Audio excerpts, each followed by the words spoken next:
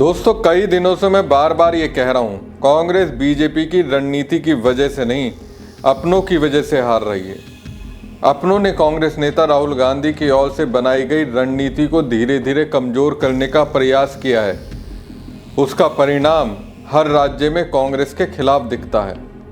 चुनाव आयोग तो कांग्रेस के खिलाफ है ही, लेकिन कांग्रेस के अंदर जो स्लीपर सेल हैं वो उस हार की सबसे बड़ी वजह है और इसलिए जीत के करीब पहुंचकर कांग्रेस को हार का सामना करना पड़ता है। अब लगता है राहुल गांधी को ये बात पूरी तरह से समझ आ चुकी है। अगर कांग्रेस की राजनीति को ढाल देनी है, बीजेपी की सियासत को उखाड़ने में तगड़ी वाली मात देनी है, तो सबसे पहले कांग्रेस के अंदर बैठे स्लीपर सेल को वक्त रहते बाहर का रास्ता ही दिखाना होगा।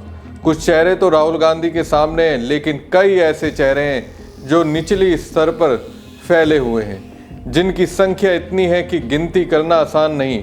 मुझे तो दोस्तों लगता है पिछले 11 सालों से जब से बीजेपी सत्ता में आई है, तब से बीजेपी ने सबसे ज़्यादा यही किया कि कांग्रेस के अंदर ऊपर से लेकर नीचे लेवल तक अपने लोगों को बैठा दिया, जो बीजेपी के ऊपर से आदेश मिलने के बाद एक्टिव हो जाते हैं। ये ऐसे कांग्रेसी हैं, सिर्फ दिखाने के लिए कांग्रेस के कार्यकर्ता हैं, लेकिन असल में वो बीजेपी के लिए काम करते हैं। अब ऐसे ही लोगों पर नकेल कसने का काम राहुल गांधी ने बिहार चुनाव से सीख लेते हुए एक राज्य में किया। 65,000 कांग्रेस कार्यकर्ताओं में कौन अपने हैं और कौन बीजेपी के, इसके लिए जांच प्रक्रिया शुरू कर दी है। उन 65,000 कांग्रेस कार्यकर्ताओं को अपने रडार पर ले लिया और इसके लिए जो तरीका अपनाया, जिस रास्ते पर कांग्रेस चल रही है, काश कि वो इसका प्रयोग बिहार में कर पाती। नमस्कार दोस्तों, मैं हूं परवीन सानी। 65,000 कार्यकर्ताओं में से असल में कौन कांग्रेस को मजबूती देने के लिए काम कर रहा है, असल में चिन्हित करना आसान नहीं है। ये कोई आसान काम नहीं है, लेकिन राजनीति में अगर कोई काम इतनी आसानी से हो जाए तो फिर राजनीति अपने नाम को जस्टिफाई ही नहीं करेगी।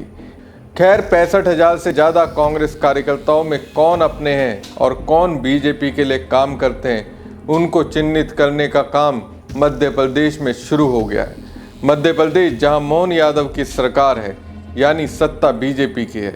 जाहिर सी बात है, सत्ता होने की वजह से यहाँ हर मामले में कांग्रेस से बीजेपी पावरफुल है, क्योंकि उनके पास सिस्टम का पूरा तंत्र है। अपने हिसाब से राजनीति की हर नीति का इस्तेमाल कर सकती है। दोस्तों, बिहार में जिस तरह से एसआईआर हुआ, उसी तरह से देश में मतदाता सूची के विशेष गहन पूर्ण निरीक्षण एसआईआर का काम चल रहा है। बूथ लेवल पर ऑफिसर घर घर जाकर गणना पत्र भी दे रहे हैं और भरवा कर जमा भी कर रहे हैं। मध्य प्रदेश में भी ऐसा ही हो रहा है। मध्य प्रदेश में इस काम पर नजर रखने के लिए कांग्रेस ने सभी 65,014 मतदान केंद्रों पर बूथ लेवल एजेंट यानी बीएलए नियुक्त किए हैं। कांग्रेस अब इनका सत्यापन करा रही है। ये जिम्मा चुनाव कार्य से जुड़े 400 पदाधिकारियों से करा रही है, ताकि ये पता चल सके कि वास्तव में काम कर रहे हैं या नहीं। चुनाव आयोग को सौंपी सूची में किसी भी बीएलए का नाम, नंबर, पता और फोटो तो गलत नहीं है। इसकी रिपोर्ट अखिल भारतीय कांग्रेस कमेटी को भी भेजी जाएगी, ताकि वो भी अपने स्तर से पड़ताल कर सकें। प्रदेश में 4 दिसंबर तक एसआईआर के तहत गणना पत्र मतदाताओं को घर घर जाकर देने और जमा करवाने का काम चल रहा है।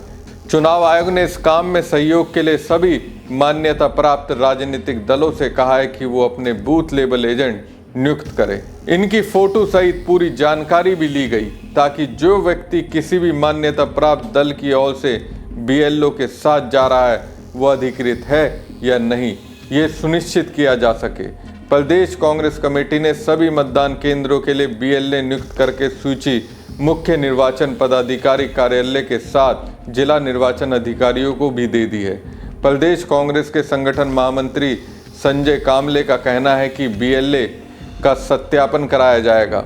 ये जिम्मा एसआईआर कार्य के लिए जिले में नियुक्त किए गए प्रभारी, विधानसभा प्रभारी और उनकी टीम को दिया गया है। उन्हें निर्देश दिए गए कि 1 सप्ताह में बीएलए का सत्यापन कर रिपोर्ट दें, ताकि ये पता चल सके कि एसआईआर के काम को लेकर कितने बीएलए सक्रिय हैं और कितने निष्क्रिय। जो निष्क्रिय होंगे उनके स्थान पर दूसरे बीएलए नियुक्त किए जाएंगे। बीएलए की सत्यापन रिपोर्ट अखिल भारतीय कांग्रेस कमेटी को भी नाम, नंबर, फोटो के साथ भेजी जाएगी ताकि वो भी आवश्यकता अनुसार पड़ताल और संवाद कर सके। प्रदेश कांग्रेस ने मध्य प्रदेश में करीब 1047 ब्लॉक पर एसआईआर के कामों के लिए प्रभारी बनाए गए। 9000 से अधिक ऐसे नेताओं को भी शामिल किया गया है जो लोकसभा, विधानसभा या नगरीय निकाय के चुनाव लड़ चुके हैं। प्रदेश कांग्रेस अध्यक्ष जीतू पटवारी, संगठन महामंत्री संजय कामले से लेकर वरिष्ठ पदाधिकारी भी अपने अपने बूथ के बीएलए बने हैं। ये बात तो ही दोस्तों संगठन के लेवल की, पर राहुल गांधी ने क्या फैसला लिया, लेकिन सत्ता में रहते हुए बीजेपी किस तरह से अडानी के सामने नतमस्तक हो गई है, उस पर से भी पर्दा हटाने से पीछे नहीं हट रही है। सिंगरौली में अडानी कोल माइन, और मैं चाहूंगा पहले वहां पर क्या चल रहा है ये आप सबके सामने मैं लाना चाहूंगा।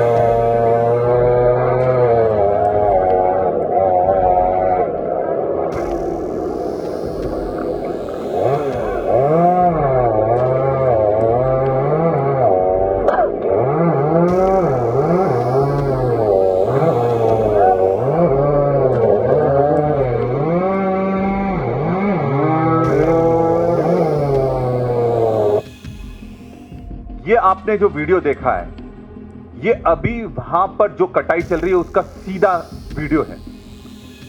पूरे क्षेत्र को सिंगरौली में छावनी में परिवर्तित कर दिया गया है।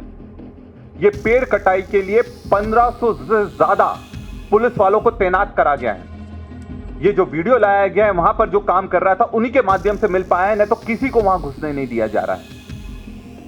जहां एक तरफ हमारे देश में एक के बाद आतंकवादी हमले हो रहे हैं, राजधानी में हमले हो रहे हैं, और पुलिस को किसके खिलाफ उपयोग करा जा रहा है? आदिवासियों के खिलाफ जंगल कटाई में उपयोग करा जा रहा है, क्योंकि उसमें बड़े बड़े कॉरपोरेट घराने, अडानी जैसे लोगों के वेस्टेड इंटरेस्ट हैं, और ये पूरी सरकार अडानी के गुलाम बनकर काम कर रही है। पुलिस को एजेंट बना दिया गया है, जहां जिसको सुरक्षा देनी थी आज वो उनको जेल में भेजने का काम कर रहे हैं। ये भी मैं आपके सामने रख रहा हूं और इसकी फोटोकॉपी भी मैं दे दूंगा आपको।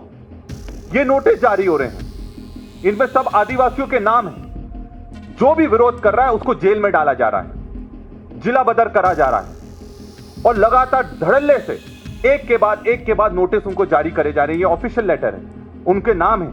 ये तो एक ही लेटर है, ऐसे हजारों लेटर वहां जारी करे गए। तो साथियों, ये जो पूरा एक सिस्टम तैयार करा गया है आदिवासियों को खत्म करने का, सिस्टम से बाहर करने का, सबसे पहले सिविल जज में उनका न्याय छीनो, फिर एसआईआर में उनकी पहचान छीनो, और फिर ये सिंगरौली जैसी खदानों के चलते उनका जमीन और जंगल भी छीन लो। ये आज की हकीकत है इस देश की जो चल रहा है। फॉरेस्ट राइट एक्ट का खुला उल्लंघन हो रहा है, पैसा एक्ट का पूरा खुला उल्लंघन हो रहा है, कोई सुनने वाला नहीं है। सिंगरौली में अडानी समूह को आवंटित कोल माइंस को लेकर कांग्रेस लगातार केंद्र और मोहन यादव सरकार पर हमला कर रही है। मध्य प्रदेश के सिंगरौली को छावनी में तब्दील कर दिया गया है। बड़े बड़े कॉरपोरेट घराने के फायदों के लिए वहां लगातार पेड़ों को काटा जा रहा है। मुझे तो ऐसा लगता है चाहे केंद्र की सरकार हो या फिर राज्य की सरकार, अडानी की गुलाम बन चुकी है। हजारों आदिवासियों को नोटिस भेजे जा रहे हैं, लोगों को जिला बदर किया जा रहा है। ये पेशा कानून, वन अधिकारी एक्ट का खुला उल्लंघन है। ये सब किसके लिए बीजेपी और उनकी सरकार कर रही है? सिर्फ एक उद्योगपति अडानी के हितों को साधने के लिए, हमारी खबर आपको कैसी लगी कमेंट बॉक्स में कमेंट करके जरूर बताएं। साथ ही पेज को ज़्यादा से ज़्यादा लाइक और शेयर कीजिएगा। धन्यवाद।